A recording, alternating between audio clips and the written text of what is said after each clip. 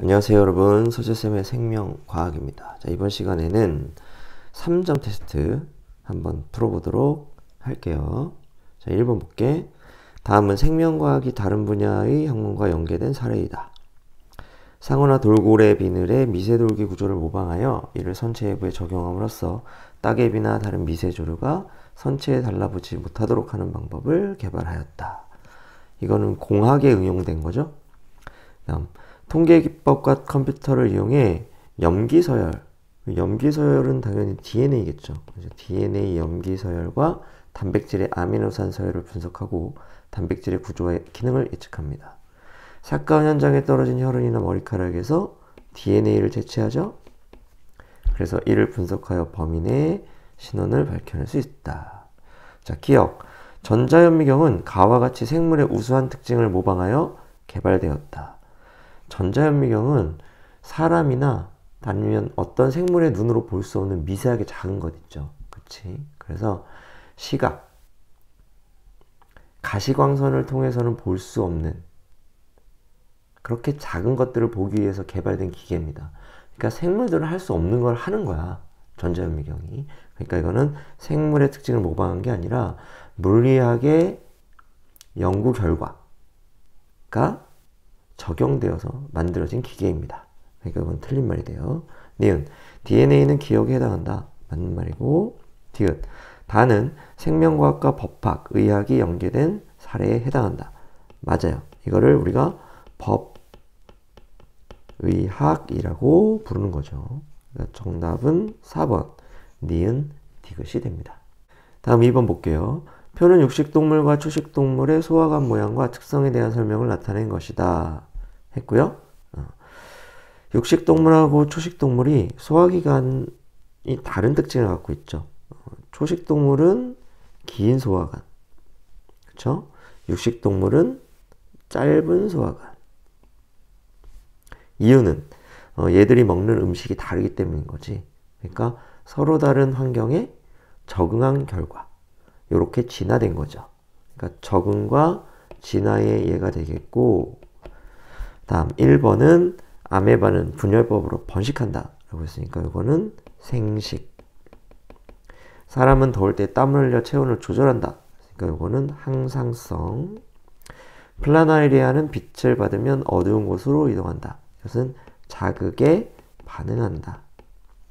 식물 종자가 발화하여 뿌리, 줄기, 잎으로 분화한다. 발생과 생장이겠죠. 뱀은 아래턱이 분리되어 큰 먹이를 먹기에 적합하다. 이건 뭐죠? 적응하고 진화한 겁니다. 그래서 정답이 5번이 되는 거죠. 다음 3번 보겠습니다. 다음은 어떤 바이러스 X에 대한 설명이다. X는 유전자 변이에 의해 나타난 신종 바이러스로 유행성 질병을 유발한다. 빠른 전파와 함께 심각한 호흡기 증후군의 증상을 나타내는 환자 수가 늘어나면서 전 세계적으로 큰 사회적 문제를 야기하고 있다. X는 바깥쪽 표면에, 바이러스는 바깥쪽 표면에 단백질 껍질이 있죠. 존재하고 안쪽에 핵산이 있죠. 유전물질로서. 증식하고 난 후 감염된 세포 밖으로 분출된다. 했고요. 기억. 살충제를 살포하면 살충제 저항성 모기가 증가한다.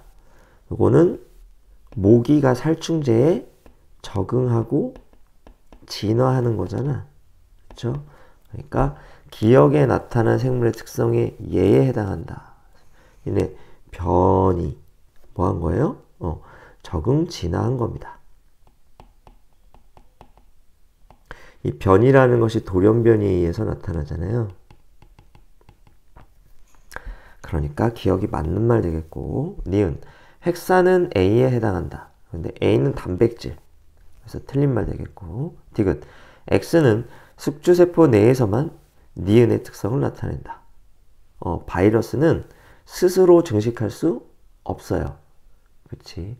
자체적으로 가진 효소가 없기 때문에 스스로 독립적으로 물질 대사를 할 수 없습니다. 숙주세포 내에서만 할 수 있죠. 그러니까 증식은 숙주세포 내에서만 할 수 있다. 그러니까 디귿 맞는 말 돼. 그래서 기억 디귿. 정답은 3번이 됩니다. 4번 문제 보겠습니다.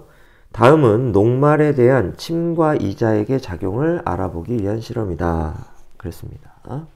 그러면 이 녹말을 침과 이자액이 분해하느냐 못하느냐 이걸 보는 거고, 그래서 시험관을 4개 준비하고 그 다음에 일정 시간이 지난 후 시약을 떨어뜨린대요.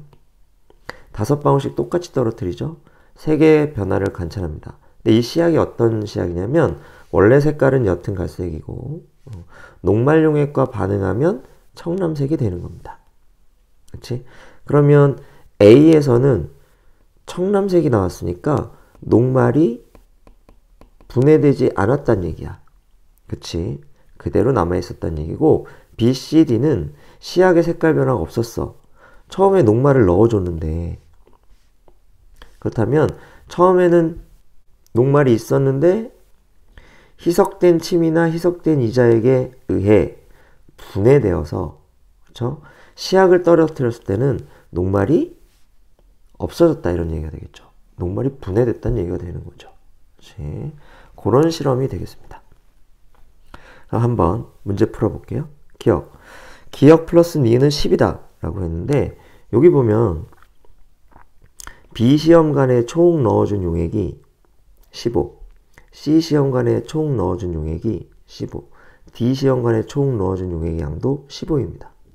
그렇다면 우리는 변인 통제를 해야 되기 때문에 A, 대조군에도 총 들어가는 용액의 양은 얼마가 돼야 돼? 15가 돼야 돼. 그러므로 기억 플러스 니은은 15가 돼야 되고요. 이 실험 자체가 녹말이 분해되는지 분해되지 않는지를 알아보는 실험이죠. 그렇지. 그러니까 녹말 용액은 전부 다 5, 5, 5, 5 일정하게 넣어줘야 됩니다. 그럼 나머지 증류수가 얼마 들어가야 돼? 10이 들어가야 되는 거죠. 그래서 A는 대조군으로서 희석된 침도 넣지 않고 희석된 이자액도 넣지 않은 거야. 그러다 보니까 증류수를 얼마 넣어? 10을 넣게 된 거죠. 그치? 시험관 B는 희석된 침을 5 넣어줬어. 그러다 보니까 증류수를 5 넣게 된 거고, 시험관 C는 희석된 침 5, 희석된 이자액 5를 넣었으니까 증류수를 넣지 않아도 되는 거죠. 다음 D는 희석된 이자액을 5 넣었으니까 증류수를 5 넣어주게 된 겁니다. 그래서 총량을 맞춰주고, 그쵸? 각각의 희석된 침 또는 희석된 이자액을 넣어주게 된 거죠. 다음 니은 볼게요. 이 실험을 통해 이자액에는 녹말을 분해하는 물질이 있을 것이다는 가설을 검증할 수 있다 라고 했는데, 자, 이자액에는 녹말을 분해하는 물질이 있을 것이다. 그럼 뭐랑 비교하면 될까요? 그렇죠. A하고 그 다음에 희석된 이자액만 들어있는 D. 그렇죠. 그럼 이 A와 D의 차이점은 뭐지? 이자액의 유무가 되겠습니다. 그렇지? 요 두 개를 비교하면 분해하는 물질이 있는지 없는지 알아낼 수 있겠죠. 그래서 이거 맞는 말이고, 디귿, 이 실험 결과를 통해 녹말이 희석된 침에 의해 분해되었다는 것을 알 수 있다. 그럼 뭐랑 비교하면 알 수 있을까요? 그렇죠. A하고 B를 비교하면 알 수 있게 됩니다. 왜? A하고 B의 차이점은 뭐죠? 희석된 침의 유무란 말이야. 그렇죠? 희석된 침이 있는 B에서는 녹말이 분해되었고, 희석된 침이 없는 A에서는 녹말이 분해되지 않고 그대로 남아있었죠. 그러니까 맞는 말이 되는 거죠. 기억, 니은, 디귿이 다 맞아요. 아니죠. 기억은 틀렸죠. 니은, 디귿이 맞습니다. 그래서 정답은 4번이 됩니다. 5번 볼게요. 표는 학생 ABC가 수행한 탐구 과정 중 일부이다. ABC는 귀납적 탐구 아니면 연역적 탐구고, 그 다음 기억은 대장균 아니면 독감 바이러스입니다. A. 바람이 불지 않는 날보다 바람이 부는 날에 화분에 물이 더 빨리 마르는 것을 관찰하고, 바람이 불 때 식물의 증산작용이 증가할 것이다 라는 가설을 설정하였네요. 그러면 연역적 탐구. B. 백합 코알라 이것이 세포로 이루어져 있음을 관찰하고, 이후 다양한 생물들을 관찰하여 모든 생물은 세포로 이루어져 있다고 결론을 내렸습니다. 그럼 가설과 검증 과정이 없죠. 그러니까 이거는 귀납적 탐구가 되겠고, 그러면 이 기억에는 독감 바이러스 아니면 대장균이 들어가야 되는데 독감 바이러스는 세포로 되어 있지 않죠. 그러니까 기억에는 대장균이 들어가야 됩니다. C. 감자 속 카탈레이즈가 과산화수소의 분해에 미치는 영향을 알아보기 위해 생감자즙 증류수 과산화수소를 사용하여 37도씨에서 일정 시간 동안 실험을 진행하였다. 그쵸? 감자 속 카탈레이즈가 과산화수소의 분해에 영향을 미칠 것이다. 이 가설이잖아. 이 가설을 검증하기 위해서 실험을 한 거야. 그러니까 이것도 연역적 탐구. 이렇게 되겠습니다. 기억. A와 B는 모두 귀납적 탐구 방법을 이용하였다. 틀렸죠. 니은. 기억은 대장균이다. 맞는 말입니다. C의 탐구 과정에서 대조군은 A와 C만 사용한다. 라고 했습니다. 그러면 감자 속 카탈레이즈가 과산화수소의 분해에 미치는 영향을 알아보려면 일단 대조군하고 실험군에 과산화수소는 둘 다 넣어줘야 되겠죠. 이렇게 넣어줘야 되고 그 다음에 카탈레이즈가 과산화수소를 분해하는지 안 하는지 알아보고 싶으니까 실험군에는 카탈레이즈를 넣어주고 그쵸? 대조군에는 카탈레이즈를 넣어주지 말아야 되겠죠. 그래야 카탈레이즈가 과산화수소를 분해하는지 안 하는지 우리가 비교해 볼 수 있을 거 아니에요. 그렇지? 그렇다면 실험군에는 카탈레이즈를 넣어줬는데 대조군에 아무것도 안 넣어줬잖아. 근데 뭔가 넣어주는 행위는 동일하게 해야 한다고 하면 변인 통제를 위해서 대조군에다 뭘 넣어줘야 됩니까? 그쵸? 증류수를 넣어줘야 되는 거죠. 이렇게. 따라서 대조군은 무엇을 사용해야 됩니까? 과산화수소와 증류수를 사용해야 되는 거죠. 그렇다면 증류수, 과산화수소. 그래서 B와 C를 사용해야 되는 겁니다. 그래서 디귿 틀린 말이 되고 정답은 2번이 돼. 이 카탈레이즈는 뭘 넣어줌으로써 그렇죠? 감자즙이죠. 감자즙 속에 뭐가 들어있으니까? 카탈레이즈가 들어있으니까 이렇게 되는 겁니다. 그래서 5번의 정답 2번 돼요. 자, 이제 마지막 문제 6번 보도록 하겠습니다. 포식자인 잠자리 유충이 피식자인 회색 청개구리 올챙이의 활동성에 미치는 영향을 알아보기 위한 실험이다. 그럼 잠자리 유충이 원인이 되겠죠. 그러니까 이걸 조작 변인으로 설정해야 되겠지. 다음에 회색 청개구리 올챙이의 활동성. 이게 뭐야? 결과가 되겠죠.